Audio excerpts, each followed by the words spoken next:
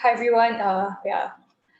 Thanks for joining us here today at the Critical Care Nephrology track for APICS 2020. I really want to thank all of you for joining us amidst all the technical difficulties that we have had today. Once again, all the talks and all the sessions for this APICS 2020 will be recorded and will be made available to everyone after this program. And I'd like to thank our three speakers who will be joining us today. So now for this track, our speakers will mainly be talking to us about acute kidney injury and the renal replacement strategies in the ICU. So during this session, if any of you have any questions, feel free to ask them in the Q&A tab at the bottom of our Zoom screen, and we will address these questions at the end of this session, which should last about 1.5 hours.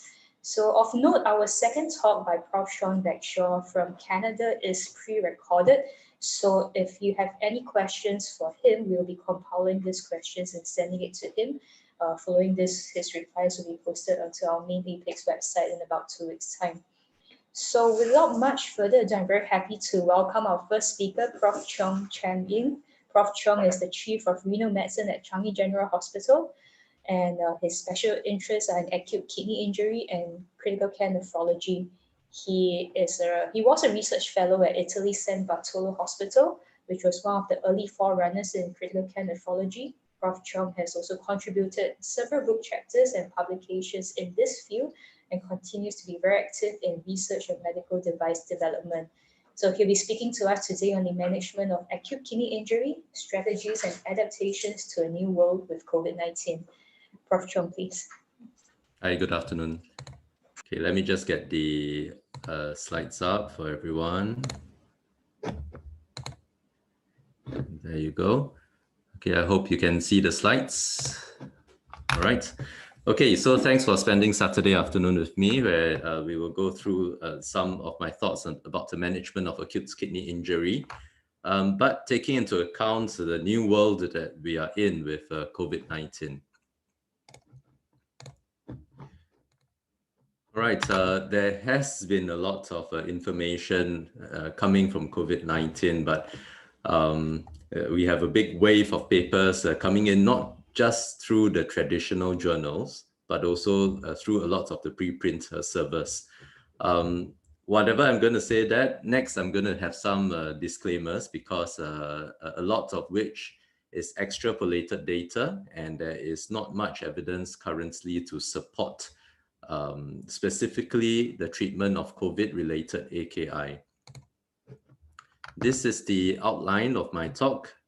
It will be about the epidemiology and pathophysiology of COV-AKI, potential treatment targets, and I'll spend a bit more time on supportive management, specifically kidney replacement strategies in AKI. And finally, in the last slide, there will be some alternative to CKRT. I think everyone is more familiar with the terminology of CRRT, but a very recent consensus guideline says that we need to simplify our English, and that's why renal has been replaced with kidney. So what's the epidemiology of a COVID-AKI? We have had a lot of conflicting papers, but this meta-analysis is a good summary on the epidemiology. It's a bit heavy on the China side. There are 21 observational studies which included 15,000 patients with COVID-19, and it found that the overall incidence of AKI was 12.3%. Kidney replacement therapy was needed in 23% of the cases with AKI. But what does it actually mean to have AKI on top of having COVID-19? If you look at disaggregated data, the odds ratio for death is 13.3, and to put it plainly, it means that a COVID-19 patient with an AKI will have a 13 times higher risk of death as compared to patients with COVID-19 but without AKI. And that is quite a significant, drastic increase in the risk of mortality on top of the burden from having COVID-19. This is a very recently published paper, just came out 1 or 2 weeks ago. It focuses more on the USA data with 67 ICUs in the USA with 3,000 over adults COVID-19 patients. Followed up until the 1st of August, and they found that the incidence of dialysis requiring AKI is 20.6% within the first 14 days of ICU admission. More than half the patients who required dialysis died within 28 days of ICU admission. So we can see that AKI is quite a significant problem in COVID-19, as well as the burden on the patients when they have AKI, and if they require RRT, the risk of mortality goes up drastically. So we go on next to the pathophysiology of COVID-AKI. Unfortunately, the data has not been strong. There has been much more focus on the pathophysiology of COVID-19 affecting the lungs. For AKI, we do know that there is a cytokine storm that goes on and leads on to endothelial dysfunction. And this will result in a direct tubular injury to the kidneys in itself. In patients who have severe pneumonia, and sometimes which leads on to a requirement to go under the ECMO, which in itself gives a high hemodynamic stress to the kidneys, and that may result in AKI as well. There is also this concern with a hypercoagulable state, which may affect the kidneys directly, but if it affects other organs such as myocardial dysfunction, that can also result in AKI. And on top of that, in a patient who is ill with COVID-19, there are all the other traditional causes of AKI that we are all familiar with, and it is something that we have to grapple with day to day, ranging from all the hemodynamic disturbances to other causes of AKI. There is also evidence of direct viral infection of the renal tubular epithelial cells by the SARS-CoV virus. We can see here, this is a histopathological analysis of 26 postmortem patients, and there are COVID viral particles that are seen within the renal tubular epithelial cells. The clinical significance of these viral particles in the kidney cells itself is not clear, but there is some concerns that they may have some pathological significance to this. In any treatment protocol, in any whenever we teach medical students, we will always say that, okay, for AKI, the first and foremost, find the underlying cause and treat the underlying cause. So in which that leads to very attractive targets that we try to go for, direct treatment targets for COVID-AKI. Definitely the general things that we do should continue, such as avoiding nephrotoxic medicines. In the case of a severe COVID disease, targeting supportive management for lung injury is something that definitely has to be done, and to avoid a further downstream hypoxic injury to the other organs. For all other treatments, there is conflicting information. For example, targeting a viral infection in itself, other than the very successful case report from the White House, we actually don't have any other information as to the efficacy of antiviral therapy, convalescent plasma, or monoclonal antibodies. There's also conflicting evidence in the pathways that target the cytokine storm, endothelial damage, rhabdomyolysis, macrophage activation, lots of targeted receptors or blocking of the receptors along the cytokine pathway. And the data has been conflicting. Perhaps the most promising would be simply dexamethasone, but the data is skewed towards preventing lung injury. And we currently have no data on any of these treatments that can prevent or reduce the severity of AKI. So we go on to look at the strategies of a kidney replacement therapy in AKI. And these are the traditional domains that we look at. We look at the timing of initiation of AKI. We look at the mode, diffusive therapy or convective therapy. We look at the intensity, and that's usually a comparison between intermittent dialysis therapies or continuous dialysis therapies. And finally, we look at dose.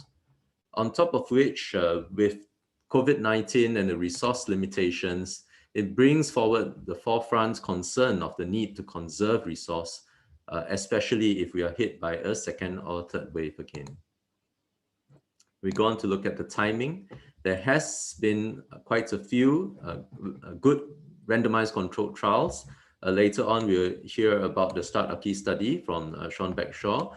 There's also the Ideal ICU study, APICS study, and the ELANE study. So basically, these trials focus on the timing of initiation of kidney replacement therapy in the context of AKI. These studies do pursue an early strategy versus a delayed strategy. And usually early strategy is defined, depending on which study, on the stage of the AKI. And the delayed strategy uses the traditional indications before starting kidney replacement therapy. So what is interesting is that besides the ELANE study, all other studies were non-significant in terms of mortality when comparing between early versus delayed strategy for the timing of initiation of kidney replacement therapy. One very important part to focus on would be the number of patients who did not require dialysis when they were randomized to the delayed or the traditional treatment arm. And this ranges from 30% all the way up to 50% that did not require dialysis, without any impact in terms of the mortality status as well. So the definite recommendation for AKI in general, and in particular, if you are faced with resource limitations, would be to only initiate kidney replacement therapy based on clinical indications. And what are the clinical indications? We have the four main indications that we always look at. I summarized the indications that were listed in the methodology of each of the studies. And why do we look at that? And this is because all these indications would have passed the ethics review board and would have been the general consensus that beyond these thresholds, it would have not been justifiable to withhold dialysis from the patients. So if you look at fluid overload, there are various indicators that we look at: a level of oxygen used, the PF ratio, pulmonary edema that is refractory to diuretics, or simply just by the volume of the urine output. Okay. For hyperkalemia, it's more clear-cut. Generally, serum potassium above 6 in the presence of AKI mandates the initiation of kidney replacement therapy, and definitely if there are already ECG abnormalities. Acidosis is another clear indication for initiation of kidney replacement therapy, and the threshold is usually set between 7.15, a pH of 7.15 to 7.2. And lastly, we have severe uremia, and the level is usually taken arbitrarily at 35 to 40 millimoles per liter. So these are very clear-cut indications for initiation of kidney replacement therapy. To initiate any earlier, so far it has not brought on any mortality benefits for our patients, and we possibly could extrapolate this data to COVID-19 patients. The next, we go on to the mode of kidney replacement therapy. So that brings us back to the old data when there was a lot of interest in targeting the pro-inflammatory cytokines in sepsis. However, the studies have found no mortality benefits using hemofiltration over hemodialysis, although hemofiltration is known to be able to clear the middle molecules in greater amounts. In COVID-19, there's a cytokine storm, and again, a very attractive target for attenuation, either by hemofiltration or hemoabsorption, but so far we have not seen any data that can attenuate the cytokine storm. There has been data about the diffusive or convective therapies. This is aggregated again in a meta-analysis, and it found that in terms of mortality differences, there was none noted between when randomized to between convective or conductive therapies. But there's one main difference. The filter life is indeed shorter with convective therapies. And in the context of a COVID-19 patient who may be hypercoagulable, and also in the context of resource limitations, if you are met with a whole new wave of patients, we should consider CVHD as a routine protocol if the dialyzers and circuits are limited. The third domain that we look at when we think about the kidney replacement strategies would be the intensity. And this would be an intermittent dialysis versus continuous kidney replacement therapy. I've listed here 3 of the main trials that actually had showed us no differences between the 2 modes of therapy. However, if you look at the exclusion criteria of each of these studies, it already tells us that the most unstable studies are always excluded. And that also means that CRRT is often reserved for all these patients with who are significantly more unstable. And we know in real life that a lot of the patients would not have been able to tolerate intermittent hemodialysis. And we'll move them towards a continuous therapy. So it remains a very, very useful tool for us in the supportive management of patients with AKI. It is also quite clear that comparing a continuous therapy versus an intermittent therapy, continuous therapies are able to reduce the amount of fluid overload much better than an intermittent therapy. And this is data from the PICART study, which shows that the percentage of fluid overload from the patient coming down over days of treatment on continuous renal replacement therapy. And in the context of a COVID patient with quite significant lung injury, having a fluid restrictive policy is probably good in terms of the lung management, and we should consider continuous therapy in these patients, especially in their early days in the ICU. And finally, we reached the dialysis dose that we should prescribe, and this has largely been answered by 2 of the largest studies that we have, the ATN study and the Renal study. In both studies, they compared high dose versus a low dose strategy, and they found that there was no differences in mortality at 60 days or 90 days. But how about even lower doses than this threshold of 20 to 25 mils per kilogram per hour? In that, we have very limited data, at least no randomized controlled trials for even lower doses. But we do know from retrospective or observational studies that patients who received doses that are much lower than this had poorer outcomes. So therefore, the minimum amount that was recommended by the international guideline organizations still suggests a minimum dose of between 20 to 25 mils per kilogram per hour.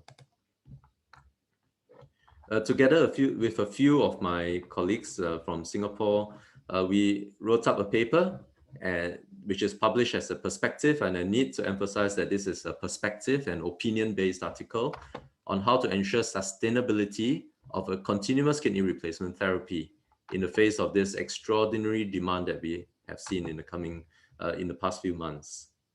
So depending on the time of the day, depending on the time of the week, we might face different types of resource limitations, and I summarized it as 4 main potential crunch: machine crunch, manpower crunch, dialyzer crunch, and supply of the fluids itself. If you run out of machines, you may have to consider using accelerated 12-hour CKRT instead of a full 24-hour treatment, but to run it at a much higher dose of 40 mils per kilogram per hour. And we should consider early transition to hemodialysis or peritoneal dialysis. When it comes to a manpower crunch, then let's say if you have enough machines, then the next concern that we would have would be the issues with nursing manpower. And with that, we may have to think about reducing our nurse-to-patient ratio with certain sacrifices to be made. But what is important in terms of our prescription is to ensure that we have adequate anticoagulation for the patients. The other issue would be in terms of the consumables, the dialysis circuits, and the dialyzer. It is again important to ensure that we have adequate anticoagulation, especially in patients who may be potentially hyperclotous. We have to consider higher blood flow, or as seen by the data, to use CVVHD instead of a CVVHDF, or at least lower the convection dose if you must prescribe CVVHDF. And we should consider early transition to intermittent hemodialysis or peritoneal dialysis when patients are stable enough. And finally, we may run out of fluids And we may have to consider the minimum possible dose, which so far the data has supported at 20 mils per kilogram per hour. And again, consider transition to hemodialysis and peritoneal dialysis. Okay, so of course, all these factors, they impact on each other. So some of the solutions that we have may end up requiring more manpower or more machines. And it is something that each of the centers would have to grapple with should another wave of patients come on board. Just one slide about the use of acute peritoneal dialysis. In the developed world, we have more or less given up on using peritoneal dialysis in acute kidney injury. But bearing in mind that we still have very good experience for chronic hemodialysis.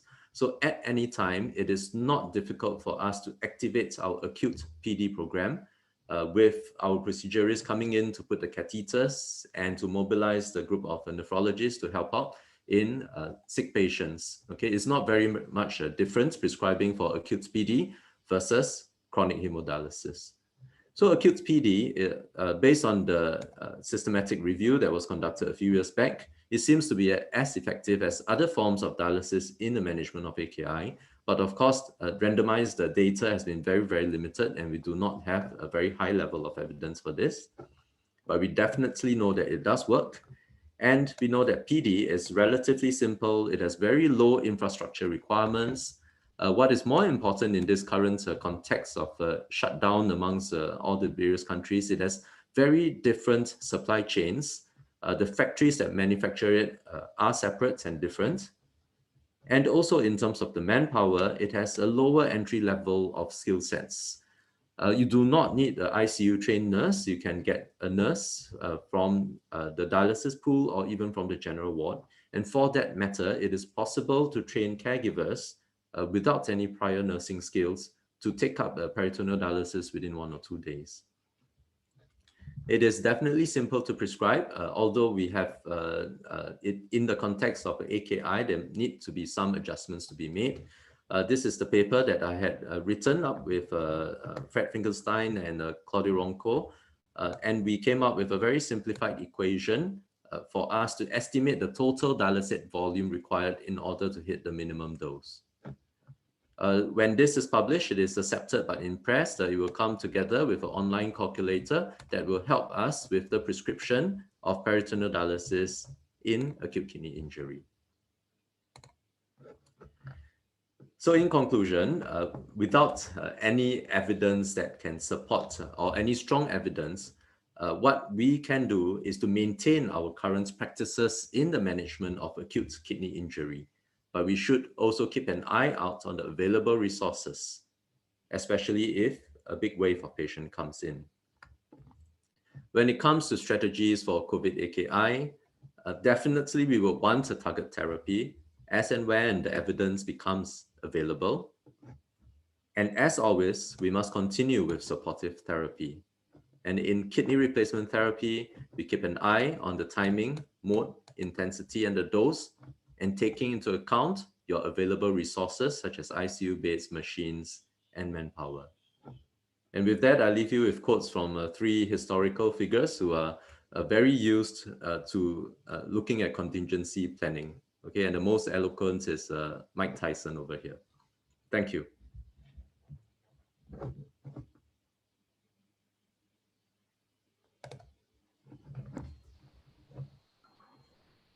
Thank you, Prof. Chionh, for the very comprehensive presentation, for summarizing all the AKI-related evidence for us. It's good to know that even in a pandemic, that even when things are all in flux, when resources are limited, we have quite a few hard indicators that we can fall back on, and also the current practices that we can still stand by. So I know we have a few questions in the chat and the Q&A. We'll do keep them coming in, but we'll leave them till the end of the session. Next up, we have Prof. Bagshaw, who, due to time zone differences, has kindly pre-recorded his talk for us. So Prof. Bagshaw is the Professor and Chair for the Department of Critical Care Medicine at the Faculty of Medicine and Dentistry at University of Alberta. He trained at the University of Calgary in Internal Medicine, Critical Care Medicine, and Master of Science in Epidemiology. He also trained in critical care nephrology at the Austin Hospital in Melbourne and is supported by the Canada Research Chair in Critical Care Nephrology. Prof. Bagshaw has research expertise in clinical epidemiology, clinical trials and health services, with key focuses on acute kidney injury, vulnerable patient populations, and ICU organizations and capacity. He is also a member of several organizations, including the Canadian Critical Care Society, Canadian Critical Care Trials Group, and the Acute Disease Quality Initiative. So today we are very honored to have Prof. Bagshaw's talk about the strategies for starting renal replacement therapy, insights from the STARRT-AKI trial.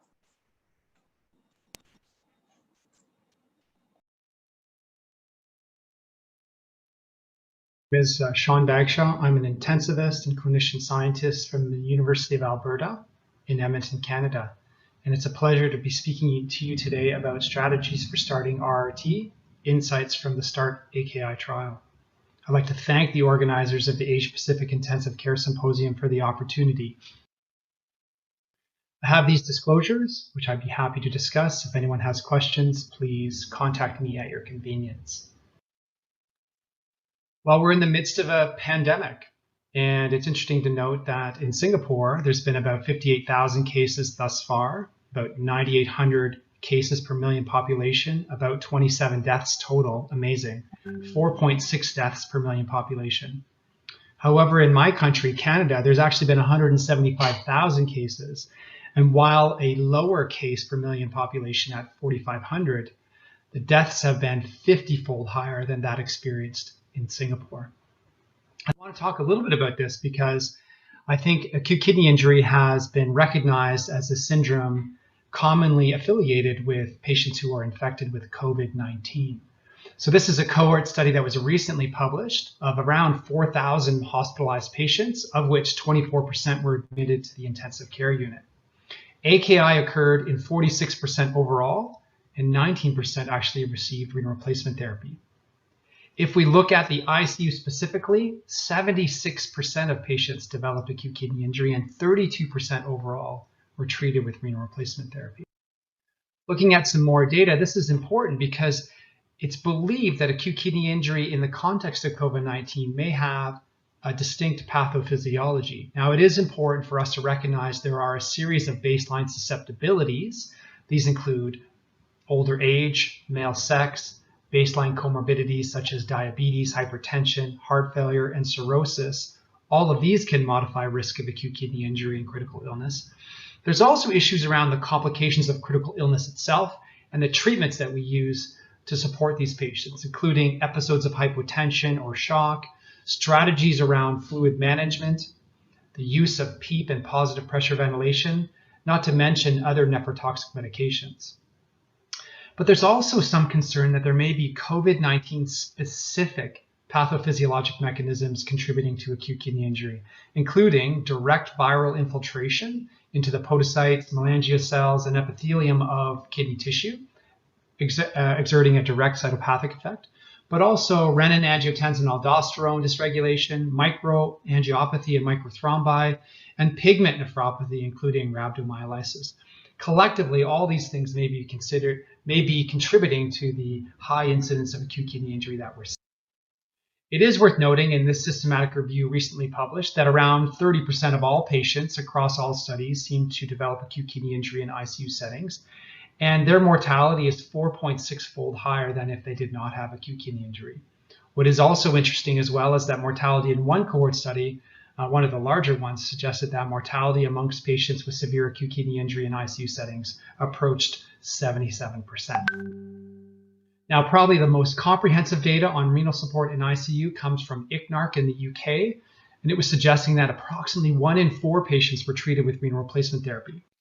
Moreover, if we look at this recent systematic review, which pooled 38 studies, 3,000 patients, it found 1 in 5 patients admitted to ICU with COVID-19 and acute kidney injury went on to receive renal replacement therapy. So we're confronted with a new disease that appears to have direct and indirect effects on the kidney and critical illness. And with a high attack rate for AKI and high utilization of renal replacement, this nicely dovetails into a discussion about how do we decide when to start renal replacement therapy for critically ill patients with acute kidney injury. And here you can see prior trials the APICS trial, the ELAINE trial, and the IDEAL ICU trial. These trials comparing early versus delayed strategies for initiation of renal replacement therapy in ICU settings. These have been discrepant. And it might have to do with the fact that many of these trials there were differences in their study design, in their population case mix, in their eligibility criteria, and also in their definitions for defining what was early and delayed initiation of renal replacement therapy. This slide really just summarizes quickly existing clinical practice guidelines, and they really don't make strong statements on when to initiate renal replacement therapy in critically ill patients with acute kidney injury.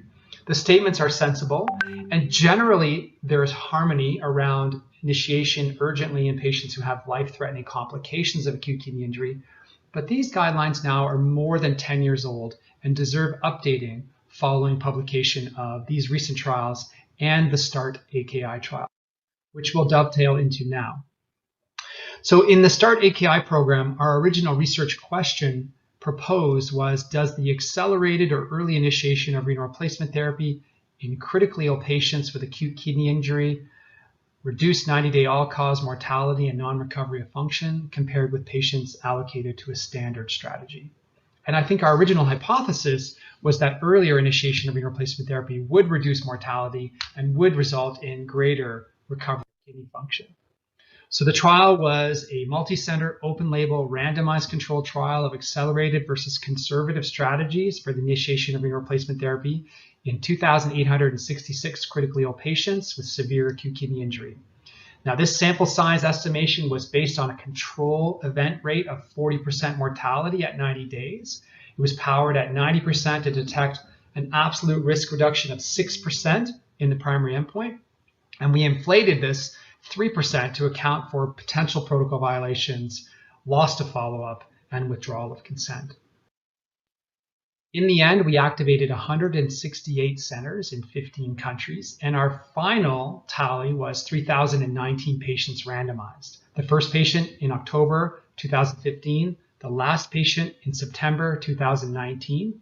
And while we planned for 2,866, we found that during our third interim analysis, the anticipated 3% rate was really around 7.5%.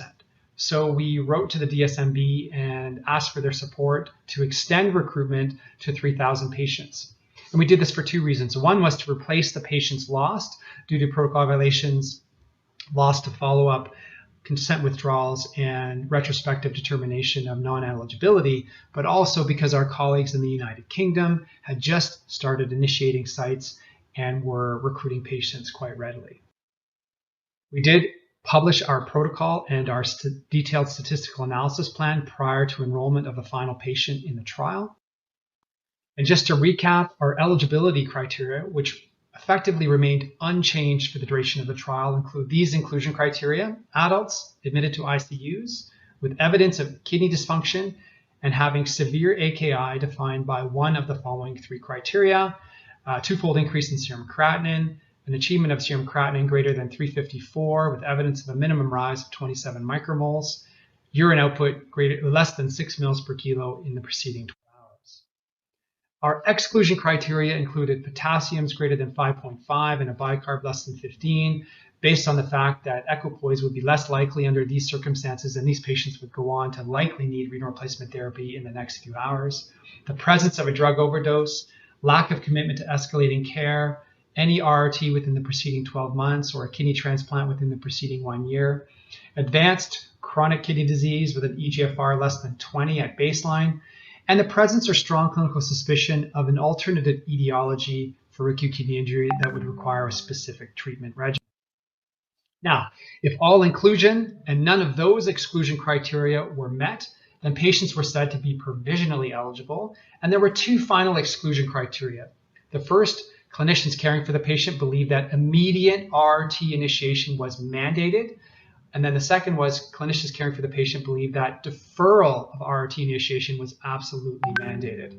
These two criteria were proven feasible in our pilot RCT published in 2015, where clinician judgment fared really well in excluding patients for whom the study question did not apply. So in the end, attending physicians were to have equipoise with respect to the timing of initiation of renal replacement therapy, and this was integrated into eligibility. So the trial looked like this: concealed random block allocation stratified by center, 1-to-1 randomization to accelerated RRT initiation, whereby patients were to start RRT no more than 12 hours after becoming fully eligible, or standard initiation of renal replacement therapy, whereby RRT was discouraged unless one of the following had occurred: a potassium greater than 6, a pH less than 720, or a bicarb less than 12, PF ratio less than 200, and or perception of clinically significant fluid overload, or persistent AKI beyond 72 hours. The primary endpoint was all-cause mortality at 90 days, and the secondary endpoints included RRT dependence at 90 days, a composite of death or RRT dependence at 90 days, major adverse kidney events at 90 days, and a variety of secondary endpoints focused on health services use and adverse effects. So as you may be aware, the STARRT-AKI trial was published in the July 16th issue of the New England Journal of Medicine. Maybe you're not aware, though, that due to the pandemic and the sheer volume of important papers focused on COVID-19 being submitted to the journal, the publication of STARRT-AKI was delayed a couple of months, and it was originally to be presented earlier this spring. So let me take you through the consort diagram. We had close to 24,000 patients who met inclusion criteria. We excluded close to 12,000 of those for the exclusion criteria that I went through, and that left about 11,852 patients who were provisionally eligible. Of these, we excluded 8,833 due to predominantly deferral mandated by the clinicians, and 5,690 RT being mandated by clinicians in 2,196. And in the end, this left 3,019 patients fully eligible for the trial, of which 1,512 were allocated to the accelerated and 1,507 to the standard strategy, respectively. We did exclude some patients post-randomization. We found that 31 and 19 patients in the accelerated and standard strategies were found to be ineligible post-randomization and were excluded. We had 9 and 18 withdrawal consent, and 7 and 18 loss to follow-up, respectively. So in the end, in our modified intention to treat analysis, this left 1,465 patients in the accelerated strategy and 1,462 patients in the standard strategy, for a total cohort of 2,927 patients. So here I'll take you through an abridged table 1 presented in the paper. You see the two groups, accelerated and standard strategy, stratified by baseline characteristics. And at baseline, patients were well matched going into the trial. You can see here a couple of features I'd like to highlight. First, there was a high prevalence of chronic kidney disease, approximately 42 to 44% in the trial overall. You can see predominantly 2/3 of patients were medical admissions. Sepsis was common, occurring in 57 to 58% overall. Septic shock in 44%. These patients had high acuity of illness, so SAPS II scores 58, 59 respectively.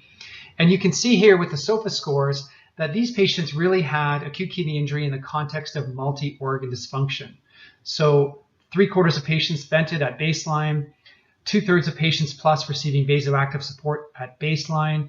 And I think you can appreciate from the serum creatinine and the urine output values that these patients had a severe acute kidney injury. In this table, you can see accelerated and standard strategies stratified by those who received renal replacement therapy. So in the accelerated strategy, you can see that 96.8% went on to receive renal replacement therapy, and this occurred 6.1 hours from eligibility and 4.4 hours from randomization. You can also see in the standard strategy that only 61.8% of patients went on to receive renal replacement therapy, and this occurred a median 31.1 hours after eligibility and 29.1 hours after randomization, respectively. I think you can also appreciate in the table that those patients in the standard strategy appeared to have worsening biochemical profile and measures of acute kidney injury at the time they had renal replacement therapy started. So they had lower urine output, higher fluid accumulation, greater serum creatinines and ureas, greater potassium, lower bicarbonate, and they had a higher overall SOFA score when renal replacement therapy was initiated. Here you can see the indications for renal replacement therapy in those allocated to the standard strategy. It's important to highlight here that a full 1/3 of patients did not have a trial-specific indication for starting RRT. So this would have been started, or RRT in this circumstance would have been started based on clinician judgment. You can see that the most common indications really were PF ratios less than 200 or perception of fluid overload, and time for randomization to greater than 72 hours. These were the two primary criteria by which standard strategy patients were initiated on renal replacement therapy. The primary endpoint was mortality at 90 days, and you can see this occurred in 43.9% in the accelerated strategy and 43.7% in the standard strategy, for an unadjusted risk ratio of 1.0 with a confidence interval of 0.93 to 1.09. Now, we performed sensitivity analysis as well, an adjusted analysis and an as-treated population analysis, and we found that the effect estimates were largely the same, and this supported the robustness of our main analysis. Here you can see the Kaplan-Meier survival curves out to 90 days, showing no substantial difference in survival between the two treatment strategies. You can also see here in pre-specified subgroups exploring heterogeneity and treatment effect that there was no substantial evidence of heterogeneity by patient sex, by baseline GFR, by SAPS II score greater than or less than 58, by sepsis at the baseline diagnosis, by surgical admission or medical admission by baseline diagnosis, and by geographic region. We also explored heterogeneity and treatment effect across deciles of baseline illness acuity. So here you can see deciles of baseline acuity represented by SAPS II score, 1 representing the lowest acuity, 10 representing the highest acuity. And you can see here that there was no evidence of substantial heterogeneity of treatment effect on 90-day all-cause mortality by deciles of SAPS II score. In terms of secondary endpoints, the one of probable most importance was RRT dependence at 90 days. And you can see in the accelerated strategy, this occurred in 10.4% of survivors, whereas in the standard strategy, this occurred in 6% of survivors, for an effect estimate unadjusted risk ratio of 1.74. Now, we also had several pre-planned sensitivity analyses to explore the robustness of this analysis that included an inverse probability weighting regression and a multinomial regression. And we found that the effect estimates were largely the same in these analyses, again, supporting the robustness of our main analysis. This would translate into a number needed to harm of approximately 23 related to the accelerated strategy. There was no differences in the other secondary endpoints, including death or RRT at 90 days, MAKE 90, ICU or hospital, or 28-day death. There was also several additional secondary endpoints that looked at health services use. And what we found here is that ICU stay and hospital stay were suggested to be slightly lower and risk of rehospitalization higher in the accelerated compared with the standard strategy. However, these are secondary endpoints. These are not adjusted for multiplicity of testing, and therefore we discount these and generally treat these as more hypothesis generating. Adverse events were an important thing to look at in our trial, and you can see here that adverse events were more common in the accelerated strategy compared with the standard strategy, 23% versus 16.5% respectively, and these were driven largely by hypotensive episodes and episodes of hypophosphatemia. So to conclude, with respect to the STARRT-AKI trial, accelerated strategy of renal replacement therapy initiation did not reduce mortality at 90 days. Persistent dialysis dependence at 90 days was more common among patients allocated to the accelerated strategy. RRT utilization was lower in the standard strategy, which is an important health services resource implication. And adverse events, most notably hypotension and hypophosphatemia, occurred more commonly in those allocated to the accelerated strategy. So a few final thoughts for your consideration. I think there remains uncertainty for clinicians that many patients with severe acute kidney injury on the value of starting RRT at a given moment in time. Early RRT in the absence of conventional indications does not necessarily portend a survival benefit and perhaps increases the risk of adverse events and dialysis dependence. Watchful waiting as a strategy in the absence of more robust prediction tools, such as that by clinical prediction rules or novel biomarkers, can perhaps enable greater opportunity to inform decision-making about the suitability for renal replacement therapy initiation. And finally, clinical practice guidelines, such as those published by the KDIGO group and the NICE groups in the UK, do need to be updated to reflect new data that's evolved in the last few years, particularly the findings of the STARRT-AKI trial. So I would like to take a moment just to acknowledge my co-PI during this odyssey, Dr. Ron Wald, who without whom this wouldn't have been possible. And I'd also want to acknowledge the amazing staff we had at the Applied Health Research Center in Toronto, who represented the Data Management Center and Coordinating Center for the trial. It's also important for us to acknowledge the funding, the Canadian Institutes for Health Research, the NHMRC in Australia, the HRC in New Zealand, and the National Institutes of Health Research in the UK, and our industry partner, Baxter. Finally, I'd like to acknowledge the endorsement we received from various trials groups across the world, including the Canadian Critical Care Trials Group, the ANZICS Clinical Trials Group, the Irish Critical Care Trials Group, the CNTN in Canada, and the UK Critical Care Research Group. We also received endorsement from the European Society of Intensive Care Medicine. Finally, I think it's important to add that I would like to thank the more than 840 investigators and research personnel that were involved in the trial and in making this trial a success that I'm able to present to you today. So with that, I thank you very much for your attention. I thank the organizers again. And if you have any questions or comments or considerations, please feel free to contact me at your convenience. And I look forward to your discussion.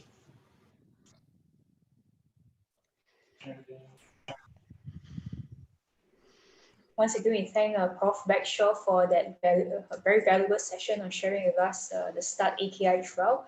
I would like to congratulate him and his team on this very successful trial. It's a very, very big trial, and certainly it's not easy. And we congratulate you once again on all the findings that you have. So if any of you have any questions for Prof. Bagshaw, do let us know and we will send it to him. We'll compile all the questions and let you know the answers on our website. So our final speaker for this track is Prof. Hugh. Prof. Hugh qualified at Guy's Hospital and trained in renal medicine in London. He has been a consultant nephrologist at King's College Hospital since 1995 and is currently the lead consultant for the peritoneal dialysis program. King's College Hospital is a busy teaching hospital in South London and were faced with a large number of COVID-19 patients requiring ventilation and renal support during the peak of the epidemic earlier this year. So much so that the number of patients overwhelmed the normal hospital capacity for both ITU beds and renal replacement therapy. And today we are very privileged to have Prof. Hugh here with us to share with us his center's experience in the use of acute peritoneal dialysis to manage COVID-19 induced AKI in his intensive therapy units. So Prof. Hugh, please. Excellent, thank you very much. Is that 2 seconds? Whoops, what happened there? Yep. Can you see my screen? I can't, sorry. It's all right, we can see the screen. Yeah. Can you see the slides?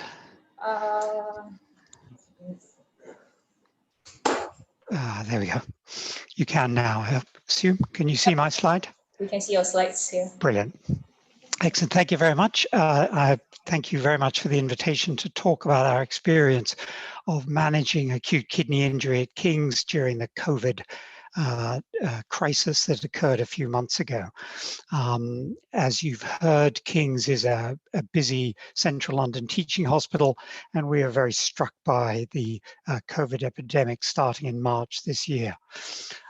So just a little bit of background. So COVID-19 hit London in early March 2020. And as you'll see from the following graph, King's very quickly had a very large number of patients on ITU requiring ventilation. And interestingly, London is divided into different boroughs. And Southwark, which is the borough in which London sits, had the highest incidence of COVID in the whole UK in the very early stages of the epidemic in the UK.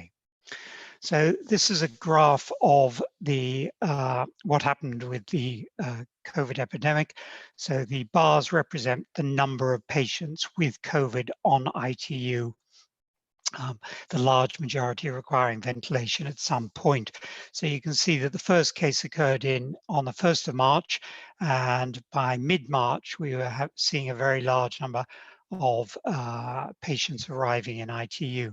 This line here is the normal ITU level 3 capacity. So King's normally has a ventilation capacity of 53 beds. And as you can see, by the 1st of April, the COVID patients alone equaled this capacity, and then that continued to increase. So King's only managed to deal with these patients by creating additional ITUs spread across the hospital.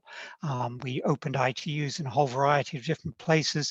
Theatres recovery went from theatres recovery with largely closing theatres down to creating a 12-bedded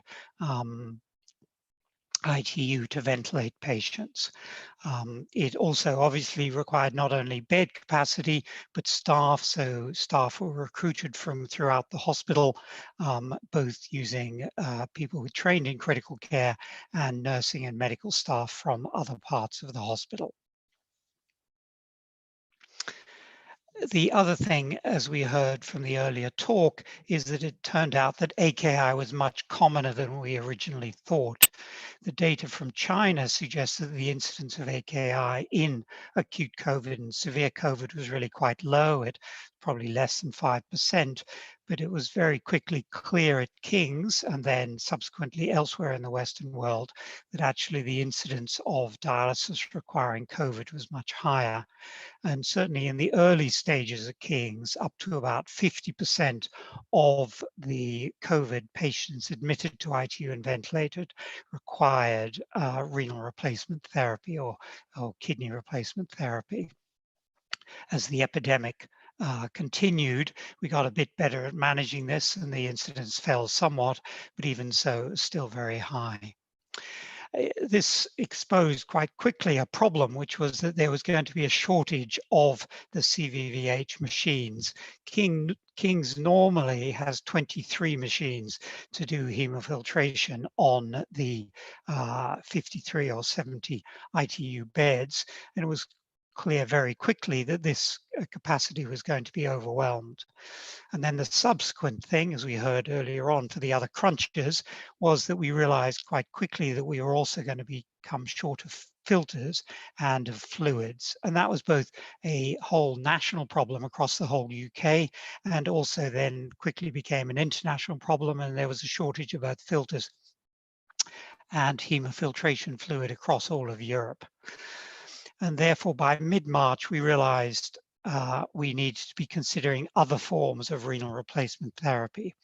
King's doesn't normally water the ITU beds, and therefore doing intermittent standard hemodialysis was going to be problematical.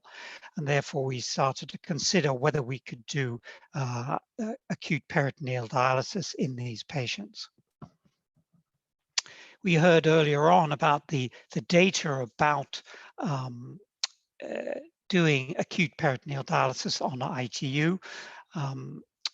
Continuous veno-venous hemofiltration and hemodiafiltration has now been sort of very widely accepted as the management of acute kidney injury in ITU.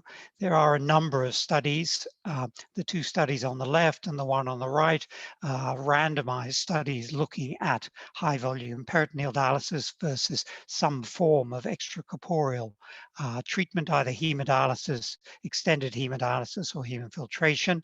And basically those three studies, which had relatively small number of patients, the Gabrielle study had 120, the Pont study had 143, and then the Al-Wahish study, which was from Saudi Arabia, had 125 patients.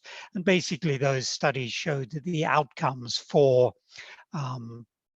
acute peritoneal dialysis were at least equivalent to those for extracorporeal therapies. So we were relatively confident that this would work, although it certainly was a long way out of our standard practice on ITU, and certainly outside of the standard experience of the ITU doctors. The other things in our favor were that as a renal unit, we have used acute peritoneal dialysis for quite a long time in relatively large numbers for the acute presentation of renal failure, mainly people crash landing with end-stage kidney failure, but we also use it for some patients with AKI. the other thing we do is we insert the large majority of our normal peritoneal dialysis catheters under local anesthetic. So about 85% of our PD catheters we put in under local anesthetic. So we're quite efficient and good at doing this, and this made this relatively easy on the ITU. As a consequence of doing acute PD, we're quite used to starting peritoneal dialysis immediately after catheter insertion, whereas other units that don't start peritoneal dialysis immediately have greater anxieties about leaks and other problems with the catheters. And then finally, because we manage a lot of PD across the hospital for our chronic PD population, our peritoneal dialysis nurses are very used to going to the wards to set up acute peritoneal automated peritoneal dialysis on the patients on the wards, and therefore they're used to traveling around the hospital. So having decided to do acute peritoneal dialysis on ITU, how did we go about doing it? So although we put in 15% of our catheters with the surgeons in theaters, we made an early decision that we wouldn't do this. This was partly a resource question, and we didn't have the time or the resources to do this in the middle of the epidemic. And so all catheters in these patients on ITU, the catheters were inserted either by one of our senior nurses who does probably the majority of our PD catheters, or a consultant nephrologist, which was me. We do our local anesthetic catheters using just a standard Seldinger technique with some ultrasounded guidance, but it's not completely blind, but it's a largely blinded procedure. In the latter stages of the epidemic on ITU, we recruited help from one of our interventional radiologists, partly because we are finding it difficult to deal with a large number of patients we're having to put catheters in, including at weekends, and also because we thought it would be quite useful as a proof of concept to get this individual to start doing it, and that was very successful. So we put all of the catheters in ITU at the bedside. Because all of the patients in whom we put the catheters were already sedated and ventilated, consent and analgesia was not an issue, and therefore it was really quite quick to put the catheters in. The senior nurse put 6 catheters in one day, and I think she'd had them all done by 12 o'clock midday, so it was quite a quick and efficient thing to do. We have normal selection criteria for putting in local anesthetic PD catheters. We don't like people to have had very significant previous abdominal surgery, and in particular no scars around the umbilicus. We like them to have a reasonable hemoglobin of over 70. We like them to have reasonably normal clotting with an INR usually below 1.3 to 1.4 and an APTR below about 1.8, a fairly normal platelet count, and we don't like the patients to be too obese. Because the COVID epidemic was affecting patients often with significant obesity, we previously had a BMI limit of 35, but in fact we relaxed this, and we would put in catheters in patients who had a higher BMI, partly dependent on how much of abdominal obesity the patient had. Constipation, of course, is quite a major issue in ITU anyway, and is always a problem for patients having PD catheters in.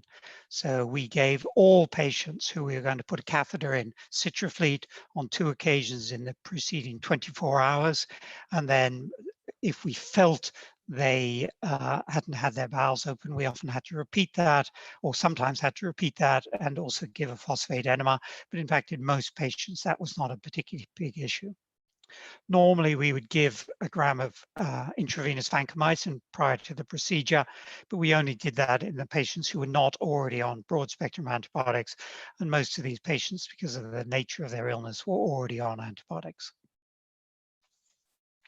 So we attempted to insert catheters in 43 patients, and we were successful in 36 of those. In fact, one patient had 2 catheters in. We put a catheter in, they were on PD for about a week to 10 days.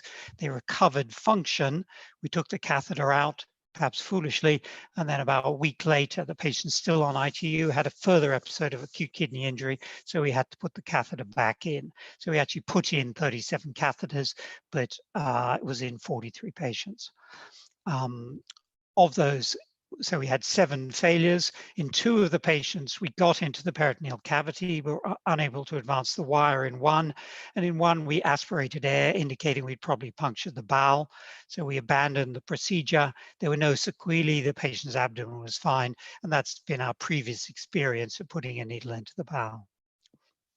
In 5 of the patients, we were unable to reach the peritoneum because they had too much abdominal obesity and we didn't have a long enough needle to get into the peritoneal cavity. This problem was improved subsequently when we were teaching our interventional radiologists, because it meant you had somebody who could lean on the abdomen and reduce the distance to get into the peritoneal cavity. Just quickly, the characteristics of those patients. So the median age of 60, the large majority were men, 79.5%, as has been the experience largely across the UK and I think elsewhere. The severe COVID seems to be more common in patients of Black and ethnic minority, and that was seen in our patient population. Median BMI was not too high at 27, but as I say, quite a lot of patients were very obese, and we saw quite a lot of comorbidities. 45% were diabetic, 68% had a history of hypertension, and 22% a history of significant cardiovascular disease. So in terms of catheter complications, we were a bit anxious, although our experience suggested this probably wouldn't be a very big problem, but we had no direct catheter complications at all. So there were no abdominal wall leaks, almost certainly because all of the patients were lying flat on their back. Our experience of acute PD is that patients only have an abdominal wall leak if they get up and walk around when they have PD fluid in their abdomen. We had no exocyte or tunnel infections. We had no episodes of PD peritonitis. One patient in whom I put the catheter in had a scrotal leak after 3 days, which we see occasionally due to patent processus vaginalis. Patient was switched to CVVH, catheter was removed, they remained on CVVH, they recovered function, in fact, recovered and were discharged from ITU. 2 patients had minor bleeding from their PD exocyte, but that settled down. And in a couple of patients, less than we thought, we had minor problems or minimal problems with PD drainage. One patient did develop a very profound ileus for about 2 or 3 days, as demonstrated on plain abdominal films. We continued PD, although there were some sluggish drains. It resolved after 3 to 4 days. PD continued, and the patient actually recovered function. Subsequently, it was discharged from ITU. What PD regime did we use? So although we'd considered that we might need to do CAPD, because we thought there might be more problems with drainage, we realized very quickly that we wouldn't have the resources to do this. You'll see the numbers in a second, but because there was no trained staff on ITU, they didn't have any PD training, and we had insufficient PD staff to do both manage the large number of patients, to put them on and take them off the machines. We realized that we just wouldn't be able to do manual exchanges. So all patients had APD, and we used exclusively Baxter machines, either home choice or the Clario machines. And for the large number of patients, we had to resource those machines from a number of different areas. The initial regime in all patients was relatively high volume of 20 liters, with an initial dwell volume, depending on the size of the patient, of between 1.2 and 1.6 liters. Initial dwell time we used was 40 minutes, and the glucose concentration was determined by the need for fluid removal. Most people started on medium bags because they were somewhat fluid overloaded, and we wanted partly to demonstrate to the ITU staff that we were removing fluid, that we could remove fluid through using PD. But we adjusted the glucose concentration up and down depending on how much fluid needs to be removed. Certainly, fluid removal on PD can be very effective. There was one patient who was quite overloaded. We used strong bags, and I think we removed 5.5 liters in the first 24 hours. We then reviewed every patient's dialysis, their biochemistry daily, looked at the efficiency of their dialysis, and we adjusted the volume up and down, often up to a maximum of 30 liters per day. We adjusted the dwell time and also the dwell volume. So this is the same graph you saw earlier on, but now with the number of patients requiring renal replacement therapy. So the orange is the patients who are on CRRT or CKRT. The green is the patients who are on peritoneal dialysis. As you can see, the first patient went on PD at the end of March. The yellow is patients who are on both PD and CRRT, and I'll say a little bit about that in a second. And then the blue at the right here are the patients who had intermittent hemodialysis. So as the epidemic moved on, we realized we would need to do some intermittent hemodialysis on ITU. So we watered 2 of our ITUs so that we could do that. And as you can see, we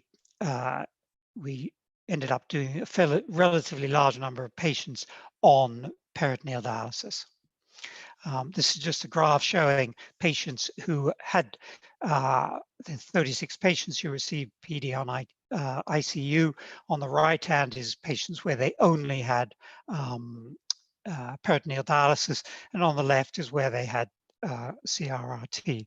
And as you can see, PD was the sole modality of 325 out of 420 patient days, so 77% of the days, once the patient was established on PD, were exclusively peritoneal dialysis. And over time, and this is actually a slide from one of the ITU consultants, the ITU staff became more accepting of the limitations of PD versus continuous renal replacement therapy. And then this is just a graph looking in a slightly different way. That's the first patient on who had PD. This is the percentage of patients who received the hemofiltration versus having PD or intermittent hemodialysis. And you can see that we got down to actually only 40% of the patients who required renal replacement therapy had hemofiltration, with the rest either having PD or intermittent hemodialysis. So we were very successful at protecting the hemofiltration capacity on ITU. So what were the outcomes? So PD worked in all patients if we got the PD catheter in, and there were very limited problems with drainage. We'd anticipated that this would be a common problem, but it was surprisingly rare, and most patients had very good overnight automated peritoneal dialysis. As we've heard, 20 patients did have CVVH at some point post starting PD. Sometimes that was concern over the high urea concentration by the ITU team. They were very used to hemofiltration, where they'll dialyze people down to urea of less than 10 and a creatinine often less than 150, and one doesn't achieve that with peritoneal dialysis. And it took them a while to understand that a urea of 25 and a creatinine of 500 is actually par for the course for peritoneal dialysis and is fine. In a few patients who were actually turned out to be end of life, they had progressive acidosis, and the ITU team just wanted to try and correct that, and therefore they put them on hemofiltration. A couple of problems with hyperkalemia, a little bit of problem with constipation. One patient had a myocardial infarct and they wanted to filter them, and then we heard about the patient with a scrotal leak. There were no ventilation issues related to starting patients on peritoneal dialysis, and we didn't have to suspend therapy because of ventilation issues in any patients. We were very interested in this question as to whether PD would work if a patient was proned, but in fact, no patients had PD after proning. I think only 1 or 2 were proned following PD catheter insertion. That was very early on in our experience, and those patients had hemofiltration for that short period of proning. What were the overall outcomes for the patients? They were really very good. So of the 36 patients who had PD catheters in, 24 recovered renal function, so that's 67%. The creatinine range subsequently has been as low as 57. 2 or 3 patients have been left with chronic kidney disease. The highest creatinine was 318, and that was in a patient who was known to have chronic kidney disease with a baseline creatinine prior to the illness of about 180, whereas the large majority of patients recovered to essentially normal kidney function. All of the other patients who didn't recover kidney function have died, so that's 33%, and they all really died of COVID on ITU. In fact, no patients died following discharge from ITU, although one patient was discharged and went back several times to ITU, but has finally survived and recovered kidney function. And at what we've referred to as peak renal COVID at King's, there were 40 patients on ITU requiring kidney replacement therapy, and 15 of those were on CVVH, 10 were on intermittent hemodialysis, and 15 were on peritoneal dialysis. Obviously, those 15 patients were quite a heavy workload for the PD team. So what were the issues we identified? So first of all, this was very hard work and very time consuming for the PD team. Just reviewing the patients to decide whether they could go on PD, and then inserting the PD catheters was quite time consuming, and then obviously looking after these patients on ITU. Our view is that PD catheters, and I'll talk about that again in a second, they can be inserted really by whatever method the local renal team has most experience of and what is most efficient for them. We chose local anesthetic, but I know other people have chosen general anesthetic insertion. The workload for the PD staff was really very heavy. It's a very physically demanding environment. Putting on and taking off the PPE is very time consuming. As a consequence of wearing PPE, it makes communication very difficult because once you're completely gowned and masked and visored and things, it's very difficult to answer your mobile phone. So that was quite difficult. We had lots of ITUs, so we were looking after patients in 3 or 4 or 5 different places at the peak, and that was very difficult. We couldn't have managed with our standard ITU staff, so we had to recruit staff from elsewhere. Unfortunately, we have had staff who moved on, and we were able to recruit people back to work with us for a couple of months so that we could provide a 7-day-a-week service. And of course, moving these large volumes of fluid around the hospital, 15 patients using a minimum of 20 liters of fluid, that's a heavy load of fluid just to move around the hospital. And that was quite time consuming, and we have to pull in some runners to help do that. And then finally, education of and liaison with the ITU staff was very complex. There were lots of ITUs, there were lots of staff, some of whom were ITU trained and some of whom weren't. At one point, I had to move a very large patient across in the bed, and I asked 3 nurses standing nearby to help me protect the ET tube, and they said, yes, that's fine, but we're all dental nurses, they said, so we better get somebody who knows what they're doing. There were some issues with machine alarms, and we needed to provide a telephone service overnight for the ITU nurses. And then finally, as I've said, there was the issue of the ITU team being used to the enormous power of hemodiafiltration to correct people's biochemistry and for sort of hour-to-hour fluid removal, and getting them to understand how PD works and its limitations was an issue.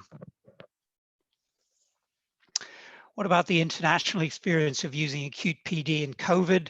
As a result of us doing this, we've been communicating with a number of units around the world, particularly in the United States, in New York and New Orleans. The paper quoted at the bottom is from New York and has just been recently published. And one of the hospitals in New York did a lot of PD. They did it in 30 patients. What was clear to us was whether one can use PD in this situation is really dependent on the experience and the drive of the local PD team. So we have a sister hospital just up the road, and they had really essentially the same problems we did, but because their PD team works in a very different way. They didn't use PD at all on their ITU, and they found different ways of dealing with the shortage of hemofilter machines and fluid and filters. As I said, PD catheter insertion technique really depends on local practices. New York, they used their surgeons and put them all in under general anesthetic. They also, because they couldn't access their nurses, all of the PD was essentially done by the doctors. So they would go and set the machines up, take the patients off, act as the nursing staff, whereas we were very fortunate, or I was very fortunate certainly, that we were able to access enough trained staff to do this. There were also obviously issues with PD supplies. We had to source the PD machines, and we had to source the fluid from Baxter, and who were very, very helpful. So what are the conclusions? So I think we can say that PD on ITU works. The published evidence is that it's safe and effective, and it certainly seems to be safe and effective in COVID-positive patients. We were surprised to have so few catheter-related problems, and to find that actually there were very few problems with flow, and that constipation was less of an issue than we'd anticipated. Obviously, it can reduce the use of the CVVH machines and consumables. There were no issues with ventilation from PD. We did find that there were some benefits with coagulation, and in the latter stages of the epidemic, once the ITU was aware of the benefits of PD, King's brought in a number of patients from our other ITUs where there were lots of problems with coagulation on. So they were having patients who were bleeding and they didn't want to do CVVH with its continuous anticoagulation. So they came in specifically so we could do peritoneal dialysis. It was quite a big change of practice for the ITU team, who had much less control than they normally do over biochemistry and fluid. We did find, because the ITU nurses was so stretched and were looking after 2 or 3 patients as opposed to their normal 1, they were very pleased to be freed up from running the CVH and leaving the PD up to us. But of course, this was, as I've said, a very major workload for the whole PD team, and certainly required a lot of additional resources. And we are, in anticipation of a second wave, already planning for how we will do this again, if it becomes necessary, although I'm hoping it won't be as bad. So I just want to finish by thanking all the ITU staff at King's, both the true ITU staff and everyone who was brought in. It was really amazing team effort to increase ITU capacity by a factor essentially of 3 and to deal with it. The whole renal team, so not just the PD team, really had to step up to the mark, and both the consultants and the junior doctors. And then all the PD team, particularly those who came back from other areas. So thank you very much. Thank you very much, Prof. Hugh. Thank you for sharing your census experience with us. I think it's very remarkable how your team came together so quickly and so efficiently to meet this sudden rise in demand. I think for all of us here working in the ICU, there are many lessons that we can draw from this, and hopefully we are better prepared before the next wave strikes us. So, yeah. Okay. There are no questions on the Q&A tab, but oh yeah, we do have one. Yeah, a question from Kwan Leong, and I think this is directed at Prof. Hugh. So, great job on the PD. How was the PD fluid disposed of in view of its biohazard nature? That's a very interesting question. So there are some reports that the virus is found in the PD fluid, although we looked, albeit not in a very large number of patients, and we couldn't find the virus. So actually we disposed of the PD fluid. Obviously it was very, very large quantities. We disposed of it in the sluice within each of the ITUs. Actually was involved with that. So you have to move very large quantities of fluid from the patient bedside into the sluice and then drain it down the sluice and then clean the area afterwards. All the staff doing that were wearing full PPE, but obviously it is an issue.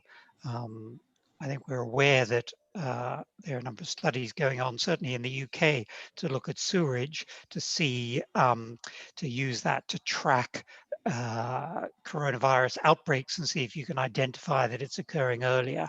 But because we do know the virus will appear in sewerage, but the answer is we just dispose of it in the sluice, albeit taking some precautions.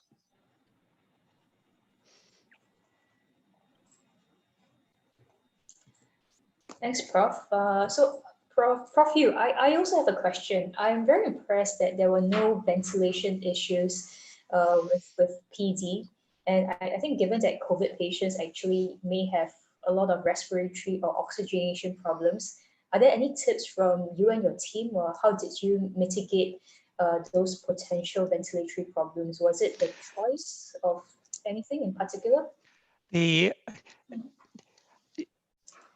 I suppose the answer is that, in fact, if you think about it, one's only putting 1.2 to 1.6 liters of fluid into a patient at any one time. And so that's a relatively small volume, considering particularly the size of some of these patients' abdomens. And so for example, if we looked at the PaO2 FiO2 ratio, it wasn't influenced at all by starting the patient on PD. We looked at it, pre-PD and post-PD, and there was no evidence of any problems at all.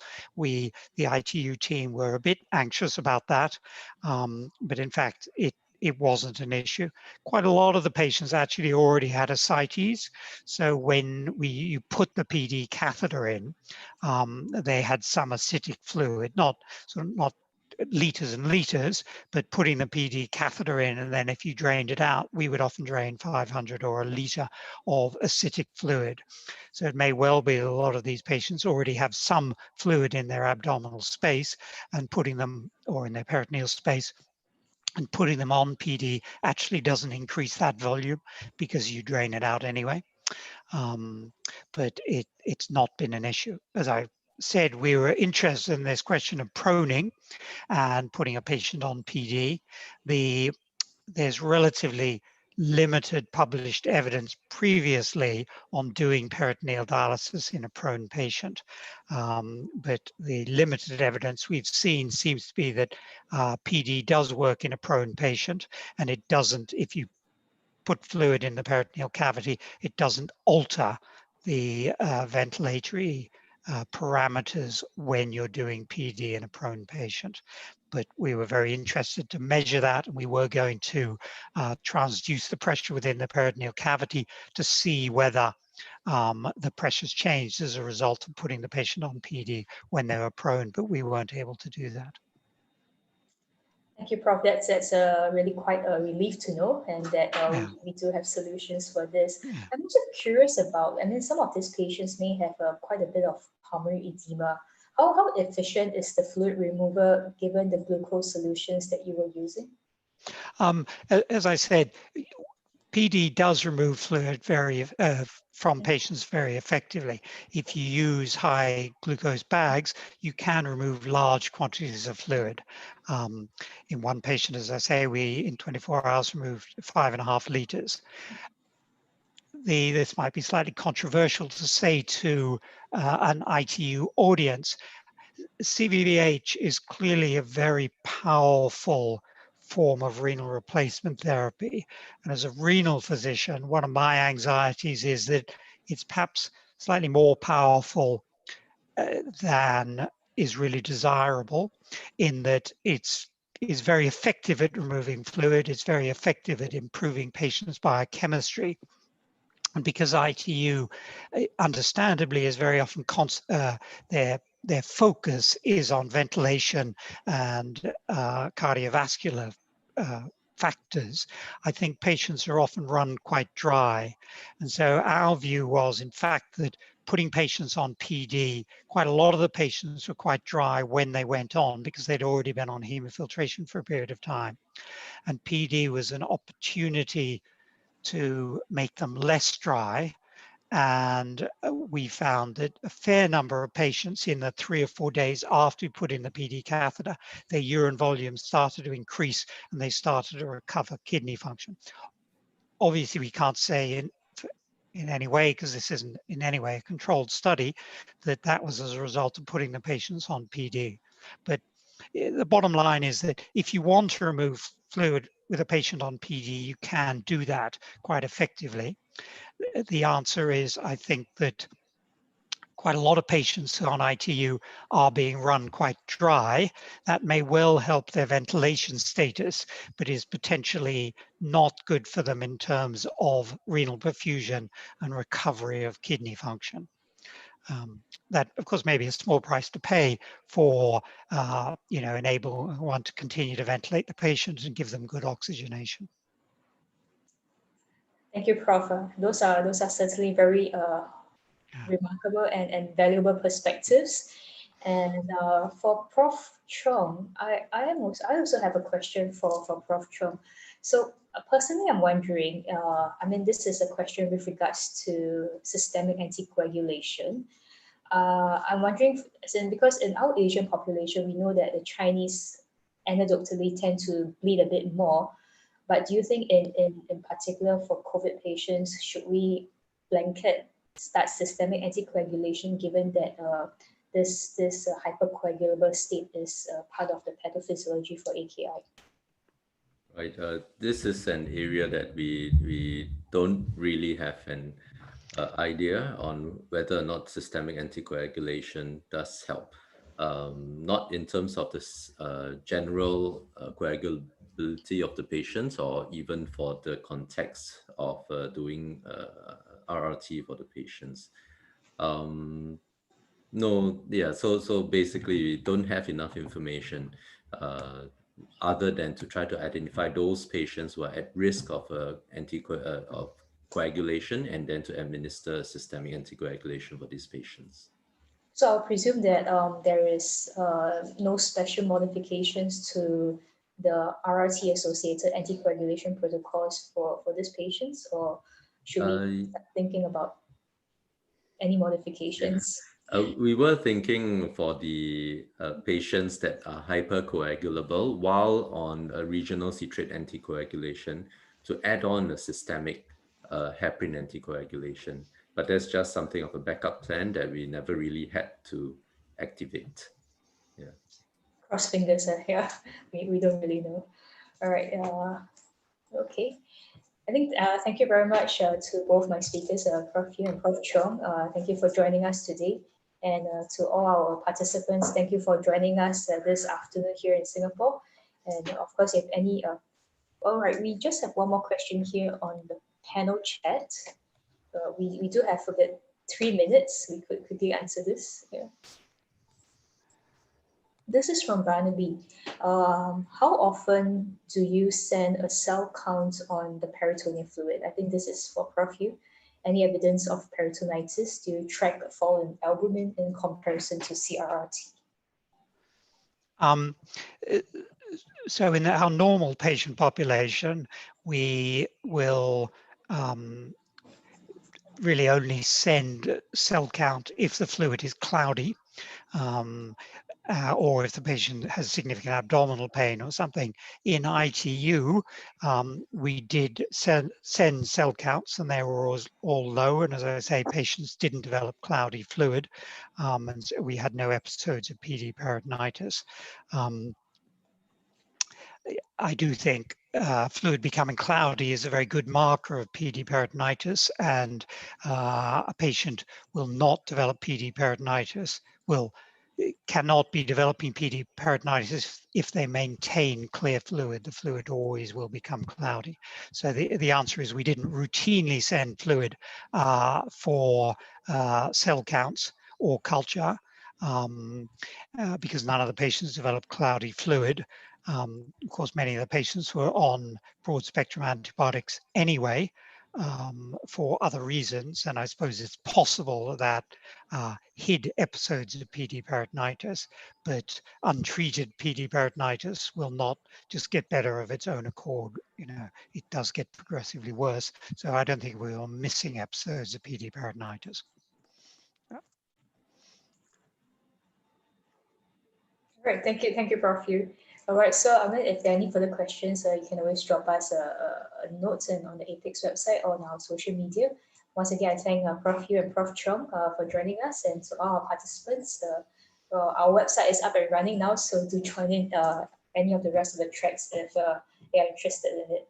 Thank you very much. Thank you. Thank you. Bye-bye. Bye-bye. Good morning.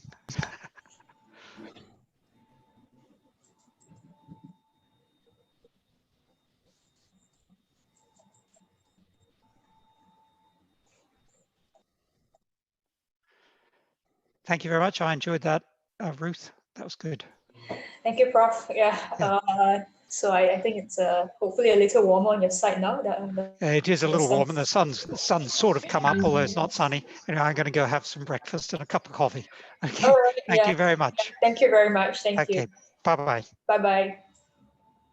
Thanks, Ruth, for a great sharing session. Yeah. Thank you, Prof. Yeah, thanks for bearing with us. I know it's yes, very well done chairing, and not easy, particularly when it starts late. Yeah. Yeah. Fine. Okay. Yeah. Thanks, guys. Bye. Yeah. Right. Bye. Bye-bye.